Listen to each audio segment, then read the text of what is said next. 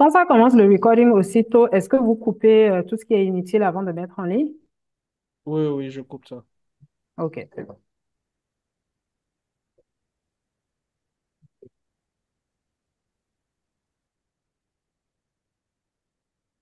Ou bien j'arrête ça, je recommence le bêtises.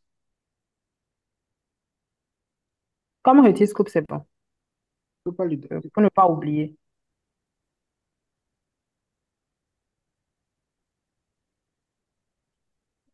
Il y a 9 personnes dans la salle.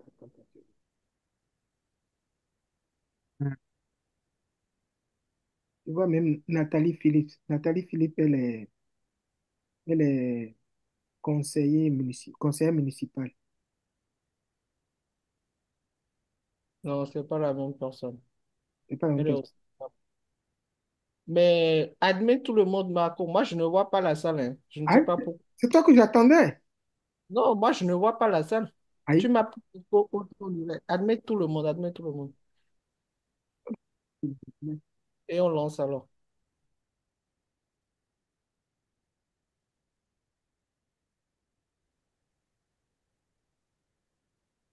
Vous voyez toujours mon écran, hein?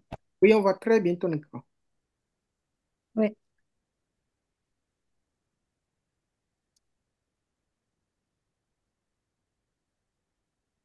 Est-ce que c'est nécessaire que je maintienne la vidéo ou je peux la couper?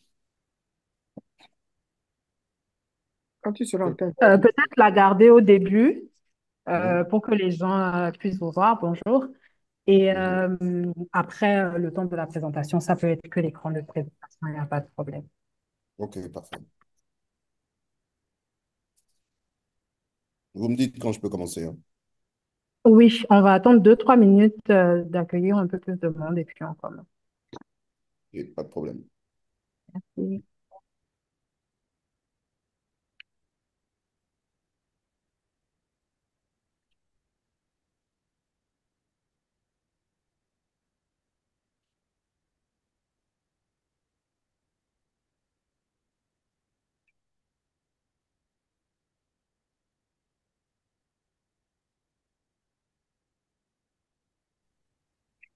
Bonjour.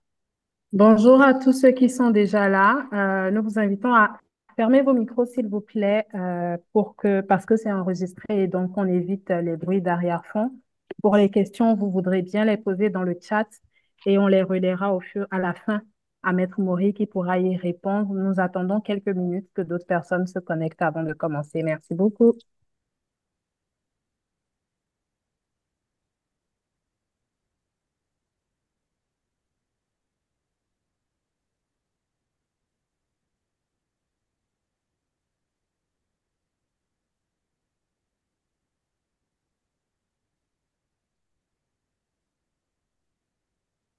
Petite précision, comme il y a deux thèmes, je pense Oui, que à la fin de chaque thème, pour que les gens ne soient pas perdus, on va en on va profiter prendre les pour questions. les questions, voilà. Et ensuite, on pourra... Très bien, on fait ça comme ça. Parfait.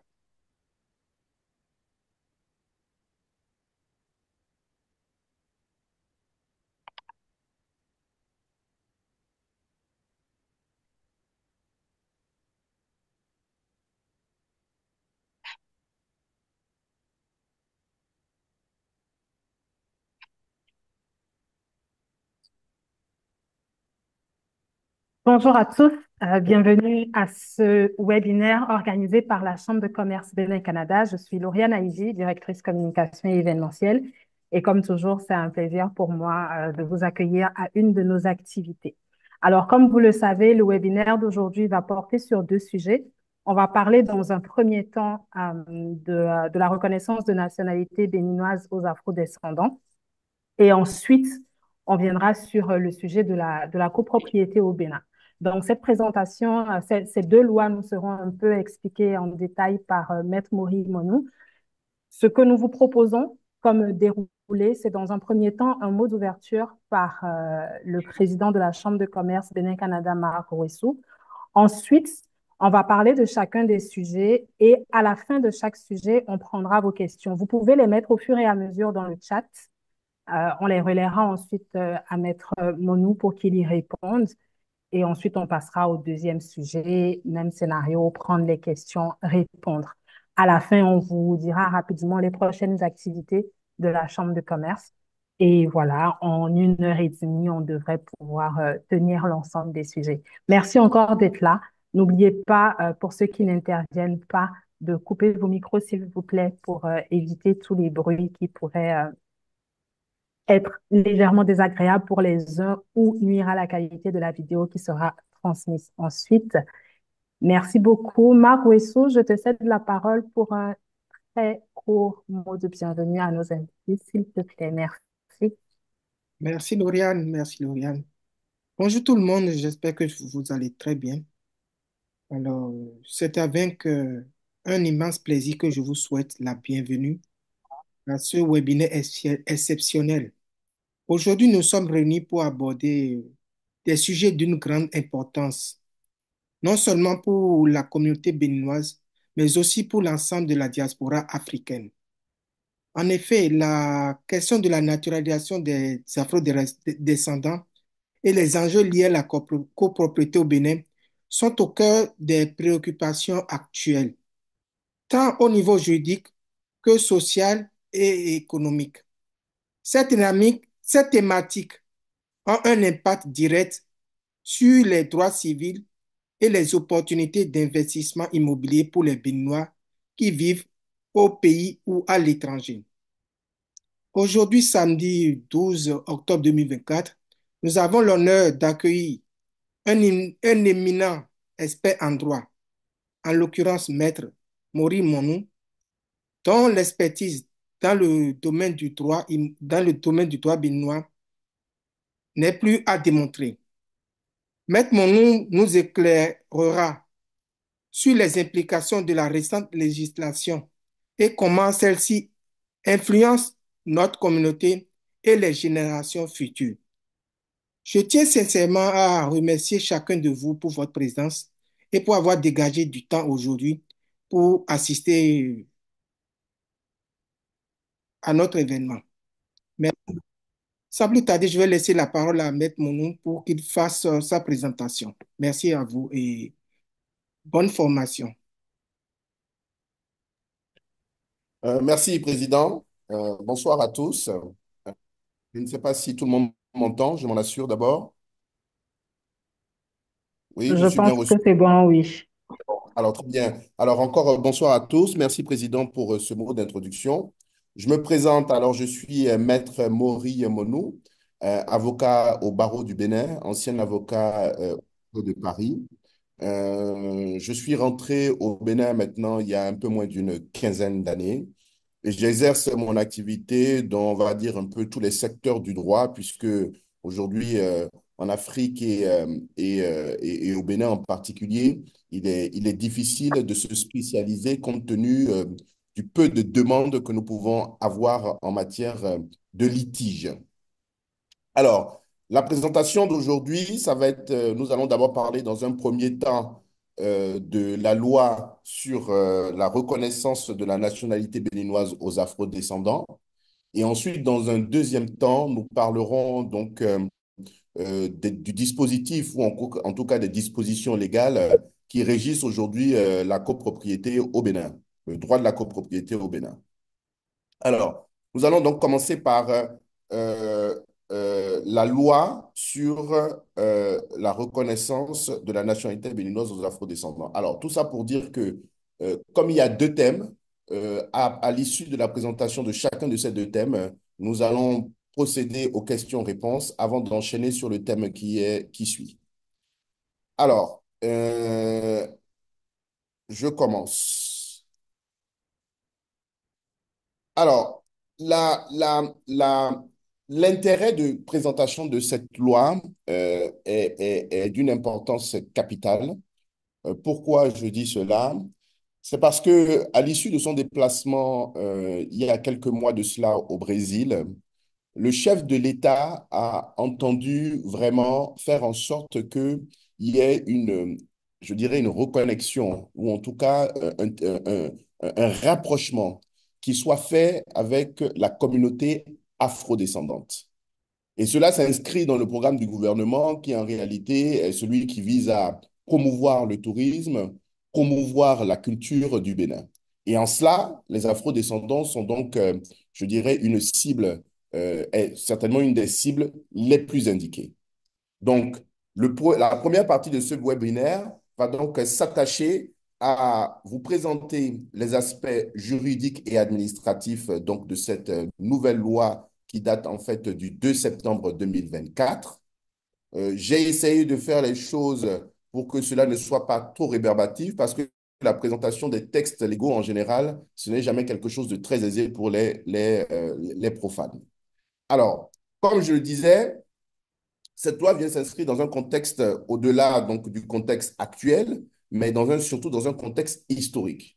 La volonté donc, du gouvernement et du chef de l'État est celui, donc, comme je le disais, de créer ou de resserrer les liens avec la communauté afro-descendante. Et cela s'explique parce que, comme vous le savez, entre le 16e et le 19e siècle, il y a eu des millions d'Africains qui ont été déportés de force vers les Amériques et d'autres régions du monde dans le cadre de la traite négrière et du commerce triangulaire.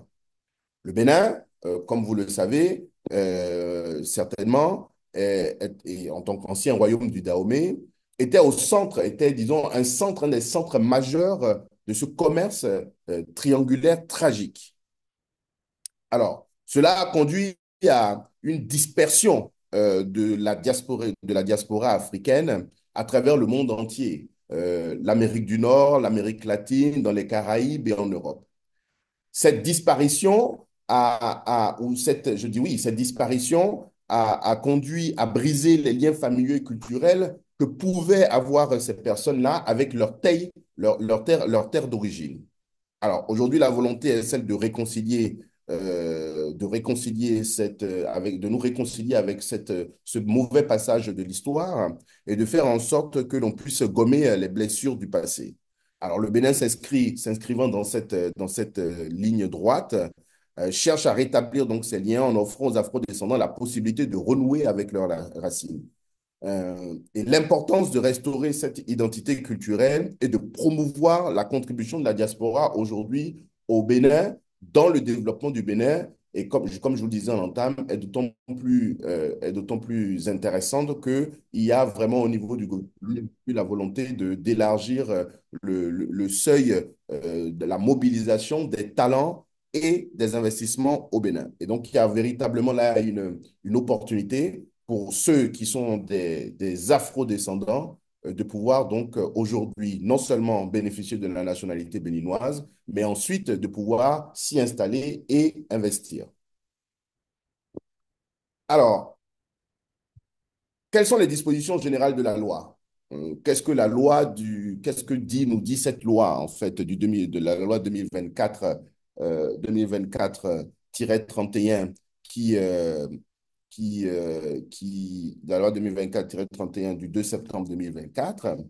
Cette loi vise à reconnaître donc la nationalité béninoise aux afro-descendants, à certaines conditions spécifiques, bien entendu.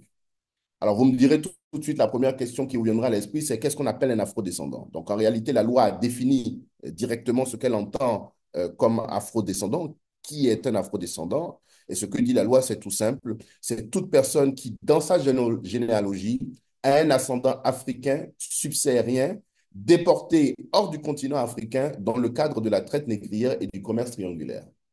La loi reconnaît donc à ces personnes-là d'ascendance africaine, dont les ancêtres ont été déportés dans le cadre de la traite transatlantique, la possibilité donc d'avoir la nationalité béninoise. Et ces descendants donc, pourront donc, s'ils remplissent les conditions, prétendre à l'acquisition de la nationalité béninoise. Alors, les conditions pour obtenir la nationalité, quelles sont les conditions d'acquisition de cette nationalité? Alors, là aussi, la loi est clairement répartie en différentes sous-rubriques, et notamment les articles 3 à 10 qui rappellent que, au titre des conditions, il faut être âgé minimum de 18 ans, il faut être un ressortissant d'un État ou d'un territoire non africain, et il faut forcément produire la preuve de son afro-descendance. ou de l'ascendance africaine. Donc, ça peut être une personne qui est née avant 1944 dans un territoire de déportation, ou cela peut se faire également pour du lien de filiation. Alors, sur les documents et pièces à fournir, il y a nécessairement une fiche d'information et de renseignement. Il y a les documents d'état civil et tout témoignage qui permettent de constater par acte authentique votre lien ou en tout cas votre filiation avec une personne qui a été déportée. Alors, pour le cas où aucun de ces éléments ne vous serait pas disponible, ou en tout cas ne serait pas à votre portée, il y a la possibilité de faire un test ADN, mais ce test ADN doit nécessairement être fait auprès d'une structure professionnelle de santé qui est agréée en République du Bénin.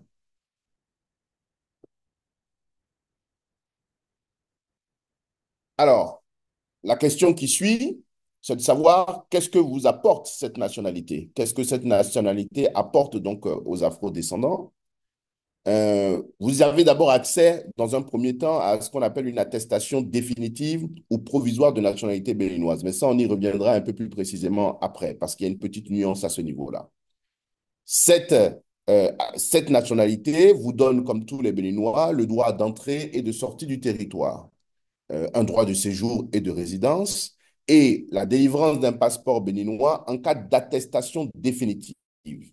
Mieux, vous pourrez transmettre cette nationalité à vos descendants.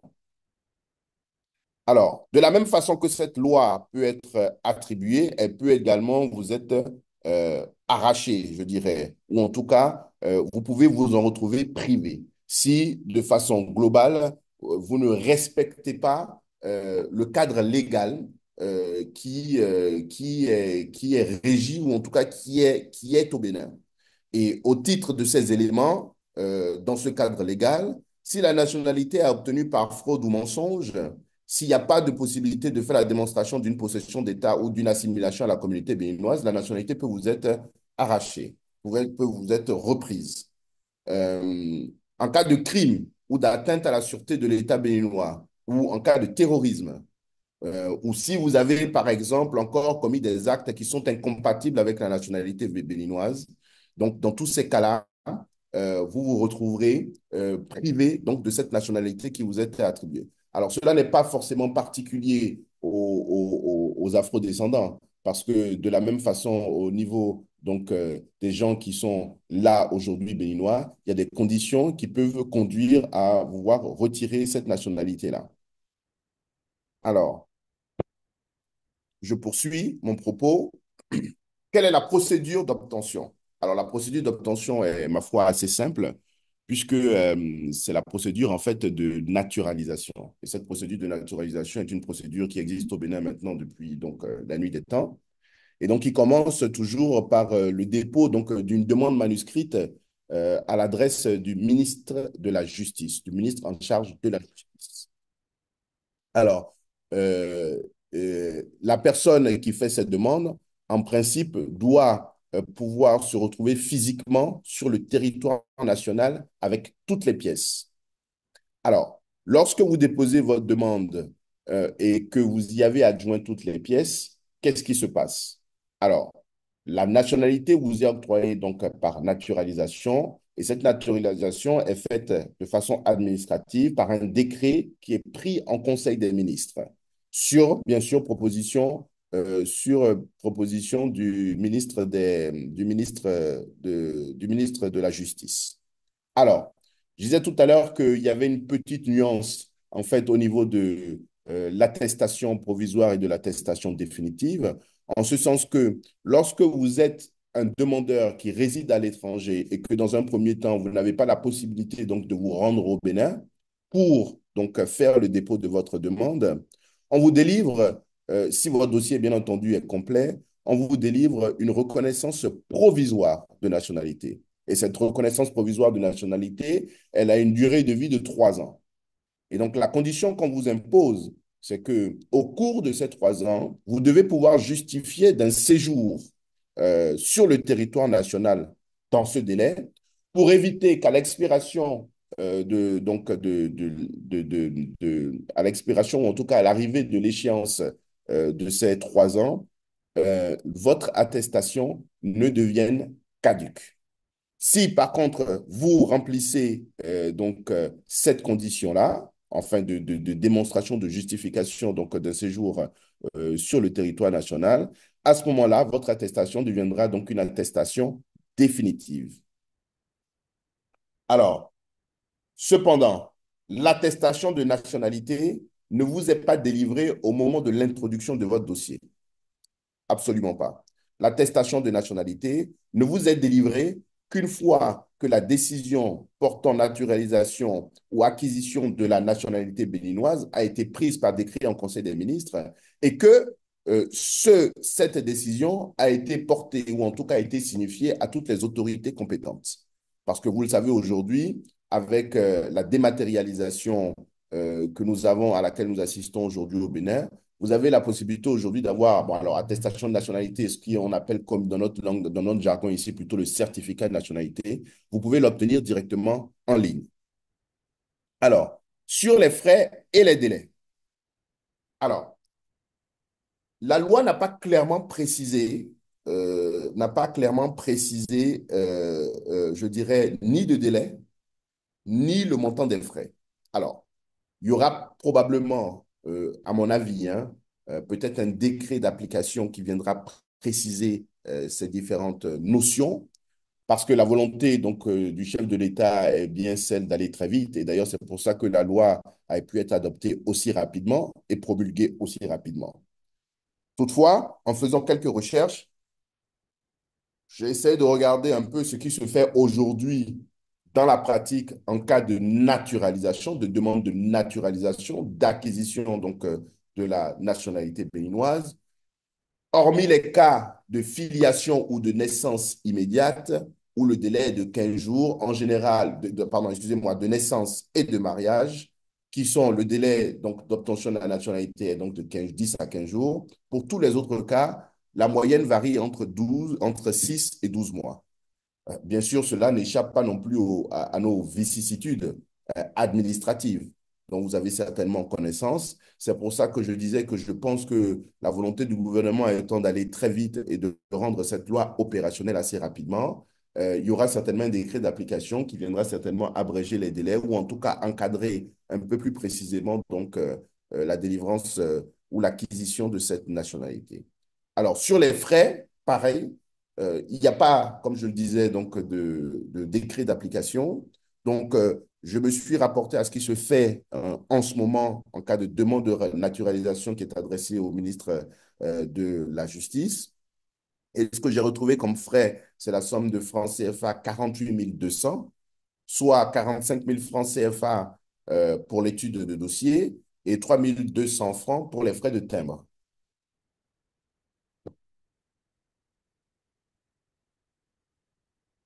Alors, nous arrivons presque au terme donc, de cette présentation sommaire qui, j'espère, a été quand même peut-être rapide, mais a pu clarifier un peu pour vous le contenu de la loi. Je vais quand même essayer de mettre le doigt sur quelques éléments clés qui doivent vous rester pour vous permettre à vous aussi d'en parler autour de vous, à tous ceux que vous savez être afrodescendants. Euh, c'est notamment le fait que cette loi permet donc d'acquérir la nationalité béninoise en raison de son ascendance ou de son appartenance à la communauté afrodescendante. Le critère d'éligibilité, c'est de prouver le lien ancestral avec le Bénin ou toute communauté africaine qui a été affectée par le commerce transatlantique.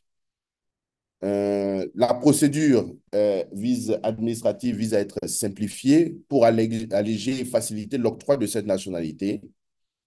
Quant aux droits et aux obligations des bénéficiaires, ben, à partir du moment où vous êtes citoyen béninois, vous bénéficiez de tous les droits civils et politiques les mêmes droits civils et politiques que les autres nationaux. Il y aura probablement également des incitations fiscales et administratives, j'entends dire, qui seront accordées sur certains projets aux gens de la diaspora. Donc, l'objectif de cette loi, c'est bel et bien celui de renforcer les liens entre le Bénin et la diaspora africaine en valorisant la culture et l'histoire partagée. Elle participe quelque part à la réparation symbolique du traumatisme de la traite négrière auquel le Bénin a, de gré ou de force, activement participé. Alors, étant en termes maintenant de ce premier module du webinaire, je vous remercie chacun d'avoir participé à cette première partie. J'espère que la présentation vous aura permis de comprendre un peu les enjeux de cette loi, somme toute assez brève, hein, assez brève sur la reconnaissance de la nationalité aux afro-descendants.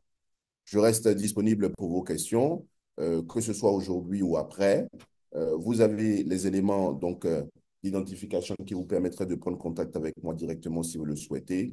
Je vous ai également mis, je ne sais pas si vous l'avez en visu, mais je pense, je vous ai également mis en visu le lien qui vous permettra de télécharger donc la loi. Vous savez que maintenant au Bénin, on a des archives nationales qui sont donc en ligne. Secrétariat général du gouvernement, qui vous permet donc d'avoir accès à une bonne partie, mais vraiment, je dirais une très, très, très bonne partie du dispositif législatif et réglementaire en République du Bénin. Voilà, merci. Je repasse la parole aux autres pour qu'ils Merci puissent beaucoup, Maître questionner. Menou, pour cette question, pour cette présentation, pardon. Alors, la première question nous vient de Chilandre Patrie, qui demande les organismes reconnus par la République du Bénin pour administrer les tests d'ADN.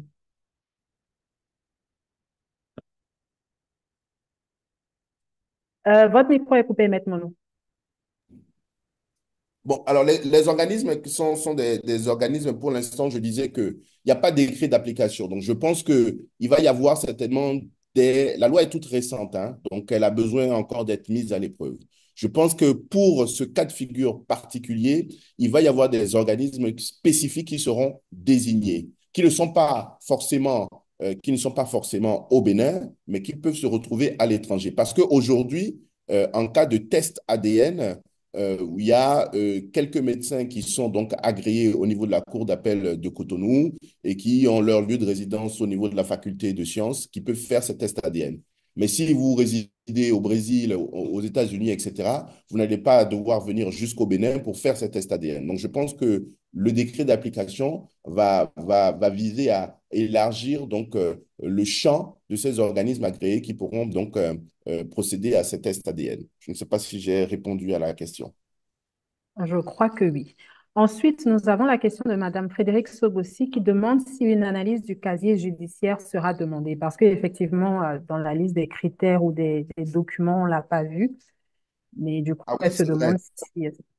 Oui, parce que je ne l'ai pas mis parce que j'ai estimé que ça allait un peu de soi. Et puis, de toute façon, il y aura des fiches qui seront mises à disposition parce que la loi est encore nouvelle, hein, avec le détail un peu plus précis des pièces qui sont demandées. Et forcément, il y aura le casier judiciaire parce que, comme je le disais, autant on peut vous attribuer on peut vous octroyer la nationalité, autant on peut vous la retirer. Et donc, on doit s'assurer, comme c'est le cas actuellement pour ceux qui font cette demande de naturalisation général, comme ça se fait actuellement, votre casier du judiciaire datant de moins de 3 mois. Parfait, merci. Alors, Monsieur Ephraim Kitoyi, je pense qu'on a répondu à la première partie de votre question qui demandait les structures agréées. Donc, maintenant, nous expliquait que les détails viendront sûrement après quand on aura le décret d'application. La deuxième partie de votre question, c'est quelles sont les conditions d'obtention de l'agrément, je suppose, pour être une structure agréée à réaliser le test ADN. Alors, je ne pourrais pas répondre à cette question. Je ne pourrais pas malheureusement répondre à cette question parce que la loi n'a pas encore été suffisamment mise à l'épreuve.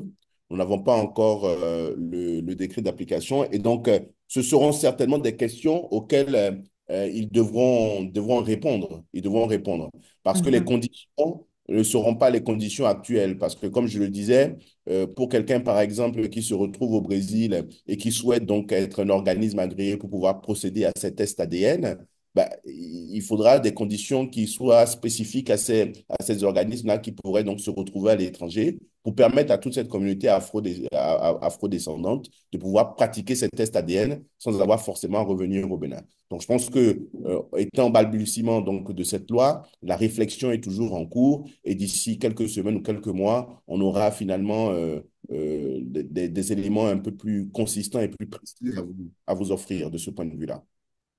Parfait, merci. John Ali, qui est haïtien d'origine, la liste des organismes reconnus au Québec-Canada, donc ça revient un peu aux autres questions, ça se saura une fois qu'on a le décret d'application de cette loi-là. Par contre, il demande le moyen le plus facile pour cette reconnaissance. Bon, mais c'est toujours une question difficile. Ce qui est sûr, c'est que pour moi, le test ADN n'est pas le moyen le plus facile parce que, il y aura aussi la question des coûts hein, qu'il faudra voir parce que aujourd'hui au Bénin, alors je ne sais pas à l'étranger comment ça se passe, mais aujourd'hui, pour faire un test ADN au Bénin, notamment dans les procédures de reconnaissance de paternité, il faut compter à peu près 1 000 euros. Je ne sais pas comment ça va se passer parce que si la volonté du gouvernement, c'est vraiment de faciliter la mise en œuvre rapide de cette loi, je ne sais pas s'il y aura des subventions qui seront accordées pour que justement le coût ne soit pas très élevé, ne soit pas très élevé et ne freine pas les gens. Alors, pour répondre plus précisément à la question, euh, l'affiliation me paraît être ce qu'il y a de plus évident. Si vous avez la possibilité donc de produire la pièce d'identité de votre parent ou de votre arrière-parent ou de votre aïeul qui a donc fait l'objet de cette déportation forcée dans le cadre de la traite négrière et de ce commerce transatlantique, ça, c'est quelque chose qui, à mon avis, irait beaucoup plus vite parce qu'il vous suffit simplement de produire des documents officiels qui vous permettent de retracer tout simplement à travers votre généalogie votre lien de filiation. Voilà. Vous avez également la possibilité, ça aussi, ça me paraît être une solution assez simple, c'est celle des témoignages que vous pouvez recueillir auprès de personnes forcément de bonne moralité et que vous pouvez faire donc élever au rang des minutes d'un notaire et donc joindre à votre dossier pour l'acquisition de cette nationalité. Merci, Maître Monou. Ephraim Kitoyi demande ce que dit la loi sur les droits politiques et économiques des naturalisés. Alors, la loi précisément ne dit rien. La loi ne dit rien, absolument rien là-dessus. Simplement, ce que l'on comprend, c'est de dire qu'à partir du moment où vous avez donc acquis la nationalité en full, en plein, complètement, de façon plénipotentiaire, sur le principe, vous bénéficiez des mêmes droits civils, civiques et politiques que tout Béninois. Il ne semble pas pour l'instant y avoir de limitation, même si c'est vrai que dans les débats qu'il y a eu à l'Assemblée nationale dans le cadre avant l'adoption de cette loi, certains députés ont souhaité que les droits civils et politiques soient limités, ou en tout cas pas civils, mais plutôt politiques soient limités, notamment par rapport au droit de vote, etc. On ne sait pas à l'heure actuelle si le gouvernement prendra une autre option dans le cadre du décret d'application ou pas. Mais ce qui est sûr, c'est qu'aujourd'hui, il n'y a pas de limitation, il n'y a pas de limitation connue. Très bien, merci. Monsieur John Ali demande, un investisseur canadien d'origine haïtienne, est-ce qu'il y a un minimum d'investissement à faire pour avoir la nationalité automatiquement? Non, absolument pas, hein. Absolument pas. Dans les critères d'attribution de la nationalité, il y a pas de critères pécuniers. Il n'y a pas de critères pécuniers, il y a pas de critères pécuniers, il n'y a pas de référence à une demande financière ou un investissement quelconque. Pas du tout. Le seul investissement financier ou la seule participation financière qui vous sera demandée, ben, c'est celle qui consiste, à payer les frais pour le montage, l'étude du dossier, d'accord? Éventuellement, si vous n'avez pas les documents nécessaires, ben, le test ADN, qui, comme je le disais tout à l'heure, peut se révéler être coûteux. Et Si la demande est faite depuis l'étranger, ben, il vous faudra également prévoir le billet d'avion pour rentrer au Bénin. Voilà. Euh, L'acquisition de la nationalité ou le retrait de la nationalité n'est pas non plus tributaire d'un investissement qui devrait être fait. C'est-à-dire qu'une fois que vous avez la nationalité, en respectant les conditions qui ont été évoquées, il n'y a pas d'obligation qui vous est faite de devoir investir au Bénin. Voilà. C'est ce que le gouvernement souhaite, ça crée une émulation, que ça crée un intérêt de vouloir reconnecter avec ses racines, mais il n'y a pas d'obligation financière. D'accord, très bien.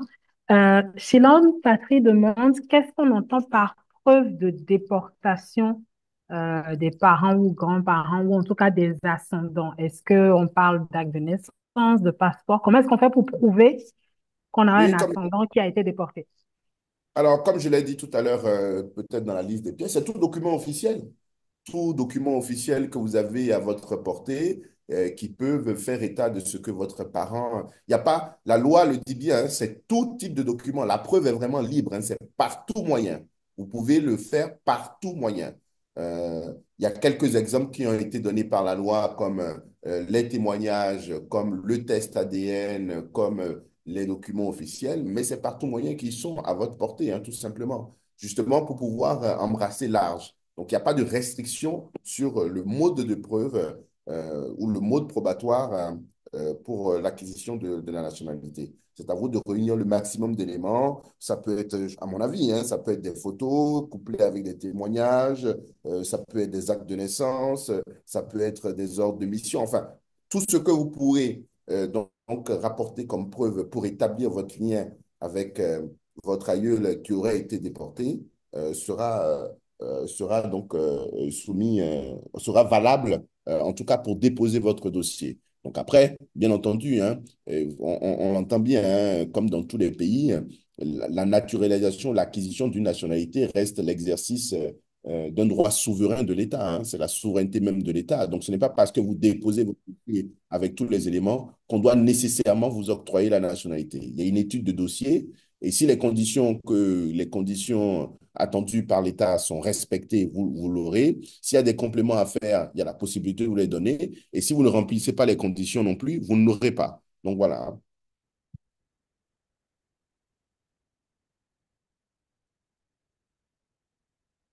Oui. Est-ce que nous avons d'autres questions, s'il vous plaît? Si on n'en a pas, on va passer au deuxième sujet. J'attends une petite minute de voir si quelqu'un a une autre question. Sinon, alors, il y a quelqu'un qui demande aujourd'hui, 50, 75 ans plus tard, en Haïti, après les tremblements de terre et autres, aucun document n'est retraçable. Comment faire dans ces cas-là?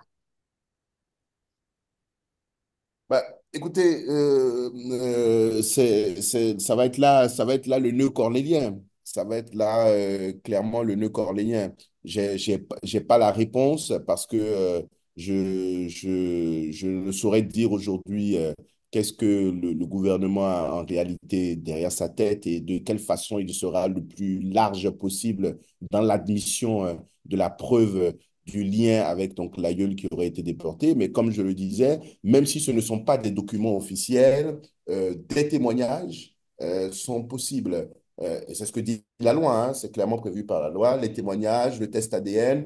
Donc le champ est ouvert. Il n'y a pas de limitation. Donc, si vous avez la possibilité, quelle que soit la preuve que vous puissiez fournir, ben, je pense qu'elle sera admissible si elle n'est pas frauduleuse ou mensongère. Voilà. Donc, il n'y a pas de limitation. Donc, ça veut dire que les possibilités sont infinies. Elles sont infinies de ce point de vue-là. Après, peut-être que quand il y aura un décret d'application, au vu donc de la mise en œuvre et de l'exécution de la loi, on s'apercevra qu'il y a quand même peut-être soit des dérives, soit des difficultés sur certains points et que le décret d'application viendra donc préciser ou encadrer davantage. Mais à date, tout moyen de preuve est possible. Très bien. Je pense que nous allons passer au second sujet sur la copropriété au Bénin. Si jamais il y a d'autres questions qui arrivent, je les poserai en fin de présentation. Merci beaucoup.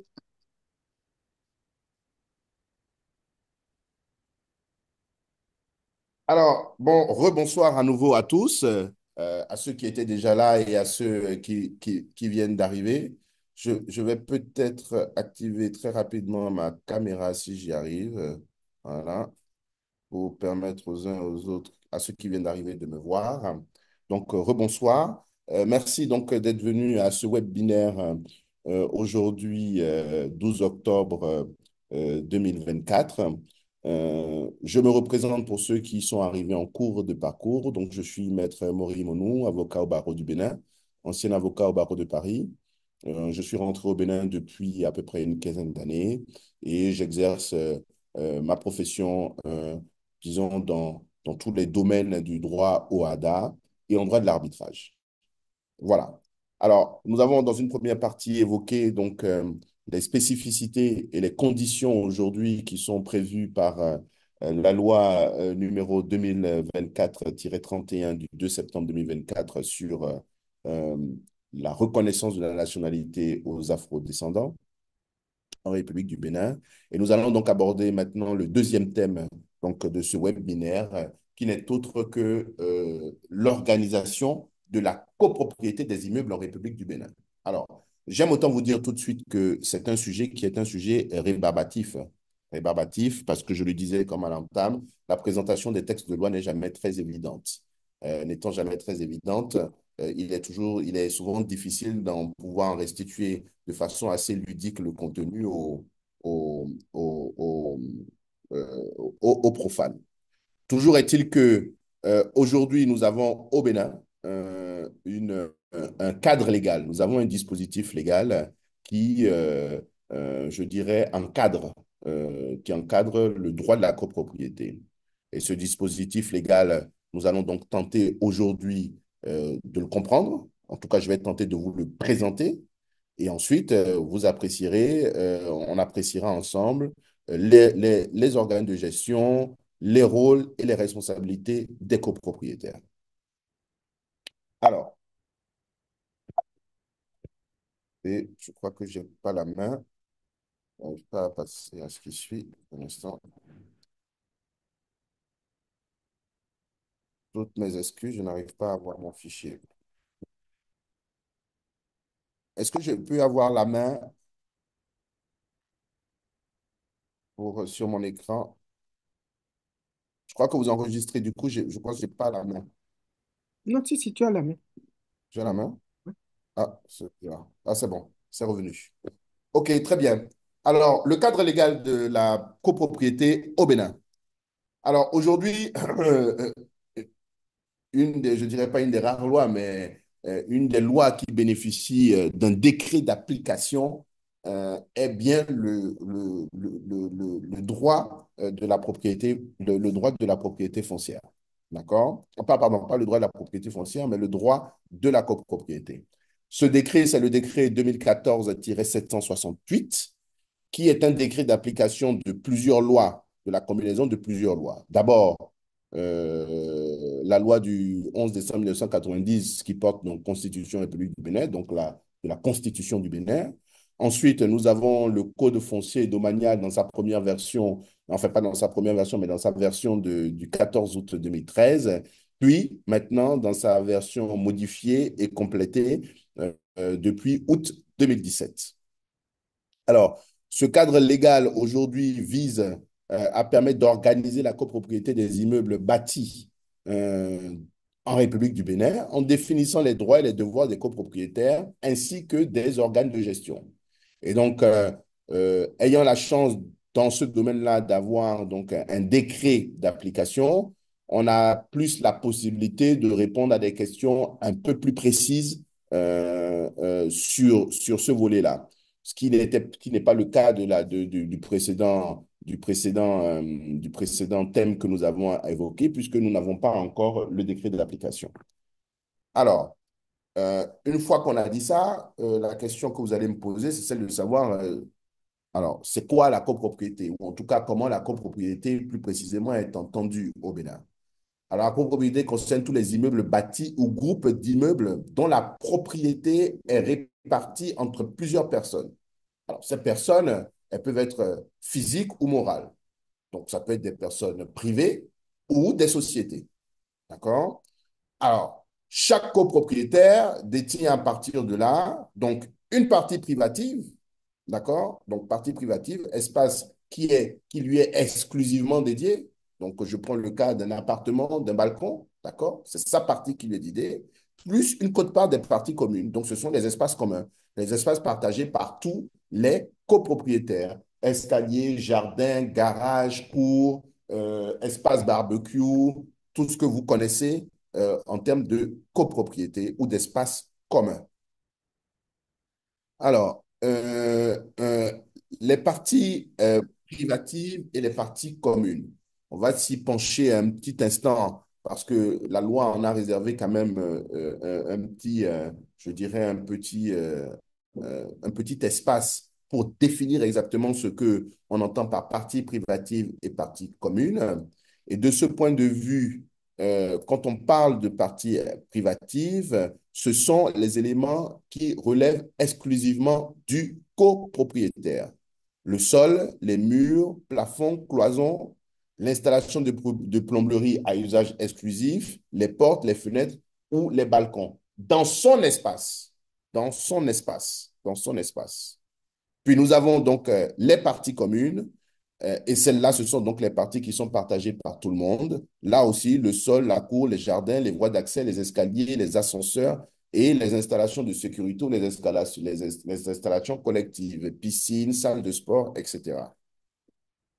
Alors, comment s'organise aujourd'hui la copropriété ou doit s'organiser aujourd'hui la copropriété au Bénin? Ben, il faut un règlement de copropriété. Il faut un règlement de copropriété comme on peut l'avoir connu déjà en Europe ou aux États-Unis. Il faut un règlement de copropriété qui est un document essentiel, qui doit faire l'objet d'un enregistrement et qui doit prévoir clairement l'organisation et le fonctionnement de l'immeuble, la destination des parties privatives et communes et les conditions d'utilisation de chacun des espaces communs. Donc, ça doit être un document précis qui sert et qui encadre complètement la gestion et l'organisation donc de la copropriété. Bon, euh, plusieurs d'entre nous ont déjà vécu hein, donc dans des immeubles appartenant à des copropriétaires, notamment en Europe. Et donc, on est pratiquement sur le même segment en termes d'obligations. Alors, euh, comment se passe après l'administration de la copropriété au Bénin? Alors, il y a des organes d'administration, donc le syndicat des copropriétaires, forcément, donc, qui est constitué par l'ensemble des copropriétaires, le syndic, qui représente donc le représentant du syndicat, qui va donc exécuter donc, toutes les décisions qui sont prises en assemblée générale, il veille à l'entretien des parties communes, il gère le budget qui est déterminé en assemblée générale, etc. Et le conseil syndical assiste le syndic et contrôle sa gestion. Pardon. Euh, alors, voilà. Alors, l'Assemblée générale, ben, lorsque nous sommes dans le cadre donc d'une copropriété, il y a forcément une Assemblée générale. Et ce que dit la loi, pour la gestion donc de cette copropriété, il faut qu'il y ait une Assemblée générale qui se réunisse au moins une fois par an.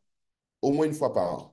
Et donc, c'est cette Assemblée générale qui va donc prendre toutes les décisions relatives à la gestion des parties communes, aux travaux d'entretien ou aux aménagements qui peuvent être faits donc, sur cet immeuble bâti qui est partagé par plusieurs propriétaires.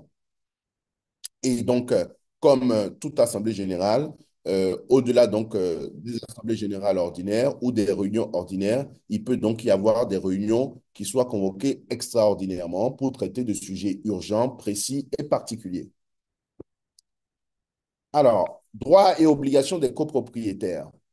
Alors, les copropriétaires ont le droit de jouir librement de leur partie privative.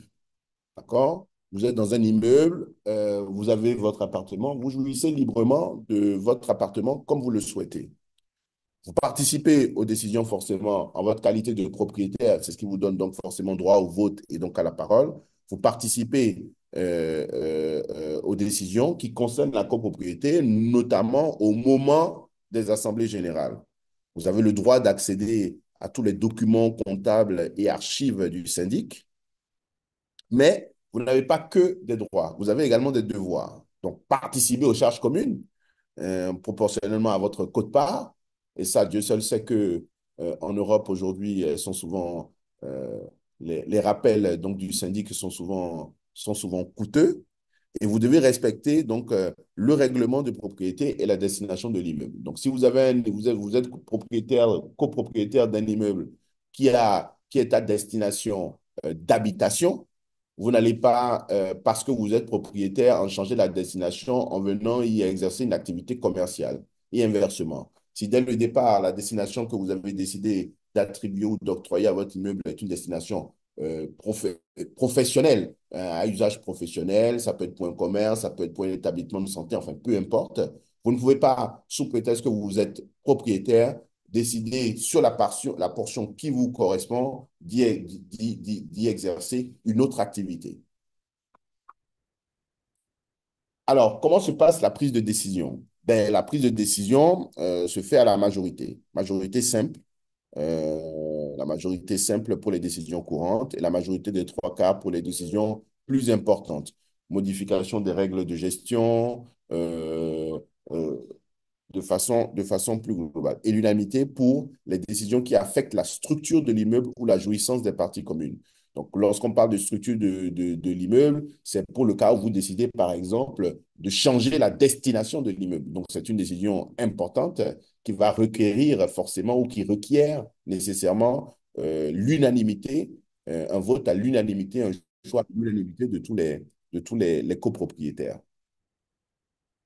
Alors, gestion des litiges.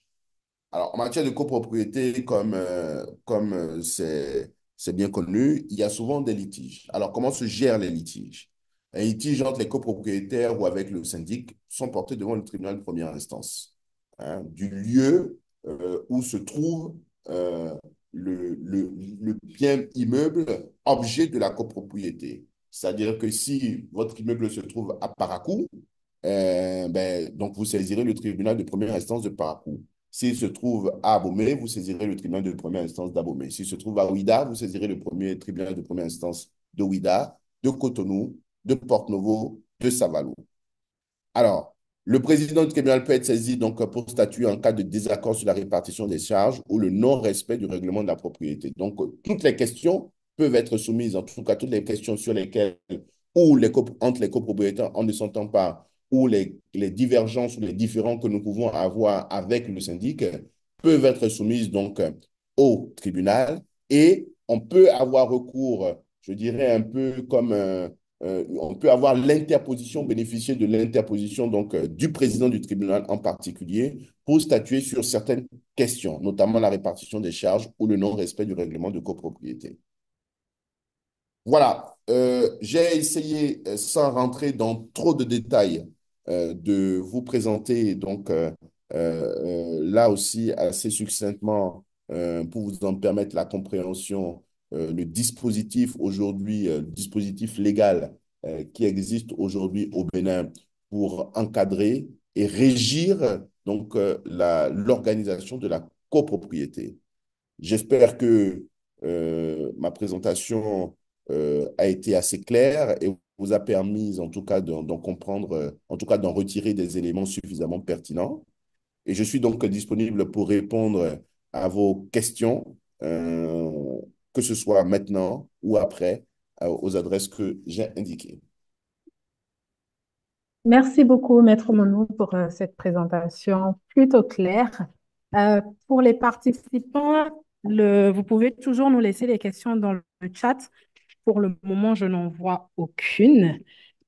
Donc, je me dis que c'est parce que c'était hyper clair, ou alors on va attendre quelques instants de voir si d'autres personnes ont des questions.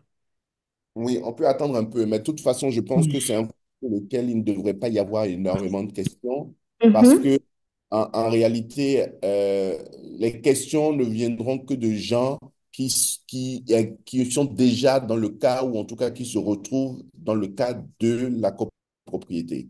Voilà, parce que c'est tellement précis, c'est tellement particulier qu'il n'y a pas Mhm. vraiment de question générale, sauf la question de savoir si aujourd'hui, effectivement, on peut avoir accès à la copropriété au Bénin. Oui, on peut avoir accès à la copropriété au Bénin et il en existe déjà. D'accord. Donc, par exemple, la question, un étranger peut-il acheter en copropriété? Alors, très bonne question. Un étranger, en principe, au Bénin, que ce soit en matière de copropriété ou à titre individuel, ne peut acheter au Bénin que suivant le principe de réciprocité. Je donne souvent le cas donc, de la Chine, parce que en Chine, un Béninois ne peut pas investir, soit à titre individuel ou en groupe, en copropriété, il ne peut pas investir. Donc, dès lors, au Bénin, un Chinois ne pourra pas investir, enfin, pas ne pourra pas investir, mais ne pourra pas devenir propriétaire en nom propre. Voilà, que ce soit à D'accord. titre individuel ou en cas de copropriété. D'accord. Donc, on parle ici de réciprocité. Si on vient d'un pays qui permet qu'un Béninois puisse investir en copropriété, quasi automatiquement, ce Celui ressortissant étranger-là pourrait. Exactement. Voilà. D'accord. Bon, après, il y a Euh, des petites utilités hein, qui nous permettent, même si mhm. vous êtes étranger, de devenir quand même propriétaire au Bénin. Oui, d'accord, très bien. Madame Frédéric demande où est-ce qu'on trouve des offres d'achat en copropriété? Elle n'en a jamais vu pour le moment. Oui, parce que là encore, hein, bon, alors le décret, c'est vrai qu'il est ancien. La loi a été renforcée seulement en 2017 et les mentalités ne sont pas encore totalement au fait de la copropriété au Bénin. Parce que nous avons encore, on n'est pas encore, on est toujours dans une expansion, je dirais, Chacun veut être propriétaire chez lui. voilà, chacun veut être propriétaire chez lui. Voilà. Et comme il y a encore un peu d'espace au sol, personne ne vise Hmm, vers le haut. Mais ça viendra. d'accord. Ça viendra. Donc, il devrait y avoir peut-être dans certains journaux d'annonces, peut-être des offres de ce point de vue-là. Mais souvent, les personnes qui sont les plus outillées, ce sont les notaires qui ont souvent Hmm, des offres, d'accord, OK, à titre individuel et peut-être même à titre de copropriété. Et puis ensuite, le bouche à oreille. Le bouche à oreille, OK. le bouche à oreille. Et vous avez également, c'est la possibilité entre vous de vous regrouper et de procéder à cette acquisition puisque la loi vous le permet. D'accord. Très bien. Donc, ça Et répond. parce que c'est important de préciser là que, en fait, on parle de copropriété parce que vous vous rendez acquéreur en groupe En d'un groupe, oui. oui, d'un bien immobilier bâti. D'accord? Donc, à Mhm. partir du moment où vous êtes plusieurs à vouloir aller dans cette démarche, on est propriétaire du dessous et du dessus. Donc, vous acquérissez le domaine et vous y montez le bâtiment qui vous convient. Très bien. Par rapport à la réciprocité, une des questions, c'est de savoir, est-ce qu'on sait si le Canada a cette réciprocité-là? Est-ce qu'un Canadien peut investir en immobilier au Bénin? Ouais. Ça, celui qui pose la question, c'est certainement un Canadien. Il doit nous dire. Moi, je ne sais pas, je ne connais pas les règles, j'ai pas toutes les règles en tête, mais s'il est au Canada, à lui de nous dire si, en sa qualité de Béninois, il a pu investir ou pas. Non, la règle est la même, hein. Je ne pourrais pas dire précisément ce qui se passe au Par Canada pays. ou partout, je ne pourrais pas. Je ne connais pas les règles du Canada, Mhm. malheureusement. Mais De ce si que je sais, mais je pense que Marc peut nous aider sur le sujet, de ce que je sais, un Béninois peut acheter au Canada. Alors, si un Béninois peut acheter au Canada, le principe, c'est celui de la réciprocité. Donc, il pourra acheter également au Bénin en nom propre. Hein. Mm. OK. Effectivement, un Béninois peut acheter, mais il y a quelques limitations. Hein. Ouais. Depuis le 1er janvier 2020, le gouvernement fédéral qui est au pouvoir actuellement au Canada a pris une loi qui restreint un peu l'acquisition des biens immobiliers par les non-résidents ou les non-canadiens. Mais Mhm. il y a une exception. Cette catégorie d'acquéreurs peut acheter à partir des copropriétés de ces logements. En bas de ces logements, c'est-à-dire condo ou appartement ou bien unifamilial, non, non, ils ne peuvent pas. Mais à partir de ces logements, oui. Les places, c'est-à-dire les immeubles à plusieurs portes, oui, ils peuvent le faire.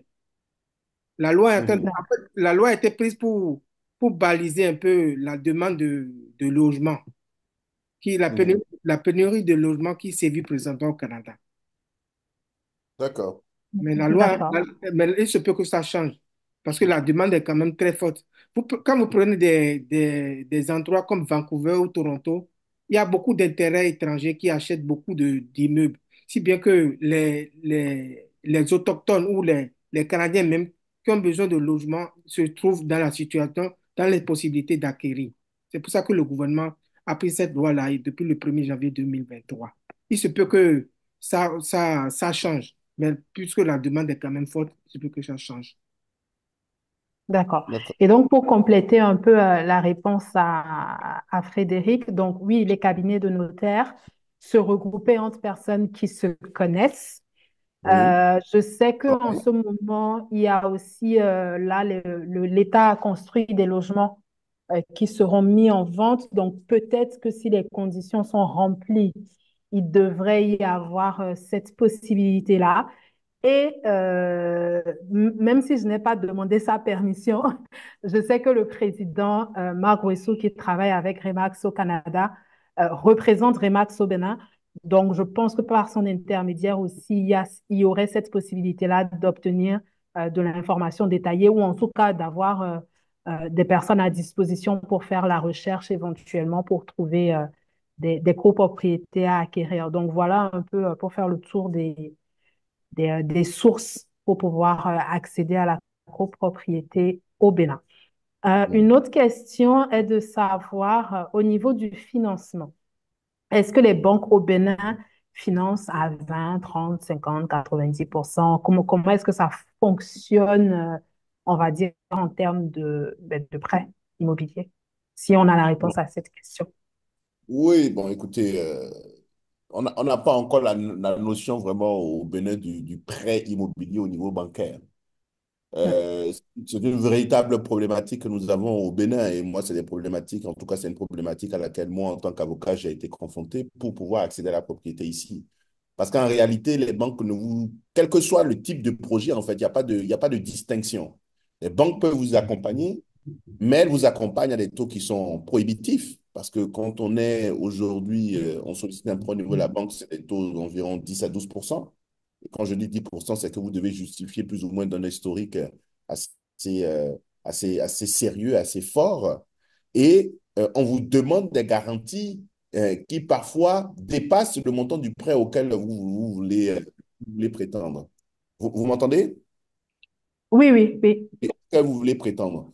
Donc oui, les banques accompagnent, mais ce sera à vous de monter votre dossier de financement et avec les deux conditions enfin avec les deux éléments que je viens de vous décrire. Un, il faudrait vous préparer à avoir des taux de remboursement qui seront plutôt élevés, je vous dis en 10 même et 13% parfois, d'accord? Et également à pouvoir fournir des garanties qui sont, ma foi, consistantes. Alors, en termes de garantie, ça peut être des garanties immobilières ou des garanties financières, hein. D'accord. Alors, pour aller dans ce sens, je vais annoncer ici que nous autres à RIMAS, nous avons eu à signer un accord cadre récemment avec une banque de la place, en l'occurrence Coris Bank, qui, qui offre, qui a mis en place un produit pour les gens de la diaspora qui aimeraient acquérir des biens au Bénin. Alors, si vous Mhm. voulez, vous êtes intéressé par cela, contactez-moi une boss pour que je vous donne les informations par rapport à ça. Concernant les logements sociaux sont présentement mis en vente. Il y a des agences immobilières sur place qui ont eu plus ou moins l'exclusivité. Je n'ai pas les détails en tête. Vous pouvez me contacter un peu plus tard pour que je vais chercher une information pour vous. C'est ce que je dirais un peu par rapport à ça. Parfait, merci beaucoup, Président. Euh, alors, est-ce que, la question, Est-ce que les banques, par exemple, ici au Bénin, accepteraient les garanties des USA ou du Canada? Non, non, non, non, non, je ne pense pas. Parce que l'objectif de la banque, justement, c'est qu'en cas de défaut de paiement, il faudrait qu'elle puisse appréhender, en tout cas, elle puisse exécuter ou mettre en œuvre ces garanties. Si elles sont au Canada ou aux États-Unis, le chemin serait beaucoup trop long parce que, il faudrait donc parfois aller parce que en général, l'exécution de ces garanties prennent du temps et passe par la voie judiciaire. Et donc, il faudrait derrière obtenir des exéquatures, etc. Donc, le bien étant à l'étranger, ce serait un bien qui n'est pas facilement appréhendable par la banque. Et donc, je doute. Après, effectivement, s'il y a, comme vient de le dire le président, des produits particuliers qui sont mis en œuvre pour les gens de la diaspora, c'est une possibilité. Peut-être que dans le packaging, on vous permettra effectivement de produire des garanties canadiennes ou en tout cas des garanties étrangères, avec peut-être au niveau de la banque une cellule particulière qui gérerait ce portefeuille-là de garantie. Alors, dans la même dynamique, l'accompagnement que nous avons présentement avec Coris Bank nous permet de d'élucider un peu ces coins d'ombre, dans le sens où, pour bénéficier par exemple du produit dont je parle présentement, on vous demande comme garantie de souscrire à une station, à une assurance vie d'un certain montant dont le bénéficiaire sera la banque. Donc, en cas de problème, si vous ne payez pas votre hypothèque, si vous ne payez pas votre prêt, la, la banque va devoir prendre des dispositions par rapport à vous. Donc, c'est un peu plus ou moins les balises qui ont été mises en place. Et il y a une cellule spécialement dédiée à la diaspora au niveau de Coris Bank qui peut vous accompagner dans l'acquisition, dans la réalisation de votre projet en étant à l'étranger qu'au Bénin. Donc, il y a une cellule qui est dédiée spécialement pour ces genres de projets. Donc, soyez-en rassurés, on ne vous laisse pas seul. Merci beaucoup, Président. Pour compléter un peu toutes ces réponses-là, l'autre élément aussi dont il faut que vous soyez au courant, c'est que ce soit par rapport à l'immobilier ou à tous vos autres besoins, euh, si vous êtes à l'étranger au Bénin ou si vous êtes au Bénin, pardon, au Canada, la Chambre de commerce est bien entendu à votre disposition pour vous accompagner ou pour vous trouver les ressources sur le sujet de l'immobilier. Justement, ça fait partie des sujets phares de la mission économique qui se tiendra à Cotonou du 5 au 15 janvier prochain.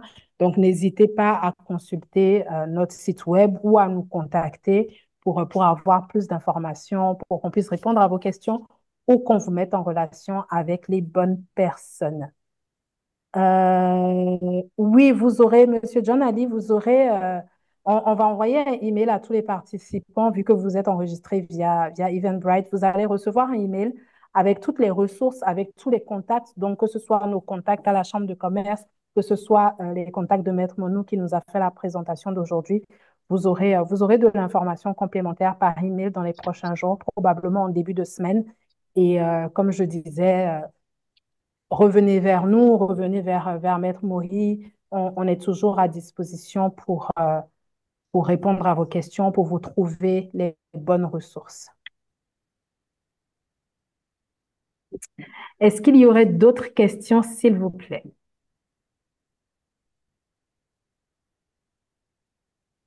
Non. Maître Monou, un petit mot pour nous avant le mot de la fin du président.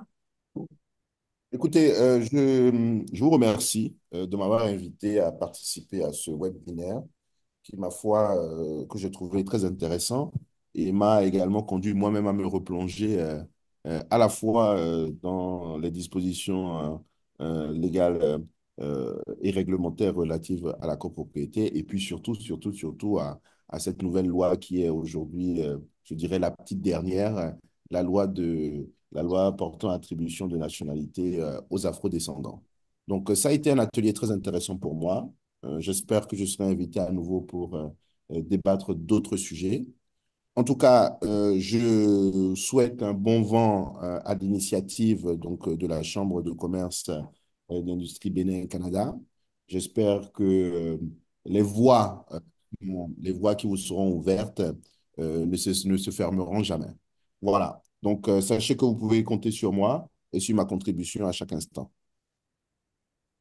Merci beaucoup, Maître Monou. Marc, avant ton mot de la fin, j'aimerais rappeler à tout le monde, donc comme je vous le disais tantôt, nous organisons actuellement une mission économique à Cotonou, donc au Bénin, du 5 au 15 janvier. Les secteurs concernés sont l'énergie, la technologie, l'industrie, et dans l'industrie, on a le textile, le BTP et bien d'autres. Et le quatrième secteur, art, culture et tourisme. Euh, toutes les informations concernant la mission sont sur notre site web www.ccbenincanada.com, et les inscriptions pour participer à cette mission économique-là se font jusqu'au 19 octobre pour nous laisser le temps d'étudier les différents dossiers et de sélectionner les entreprises ou les artistes qui feront partie de cette mission. Nous annoncerons les participants au mois de novembre.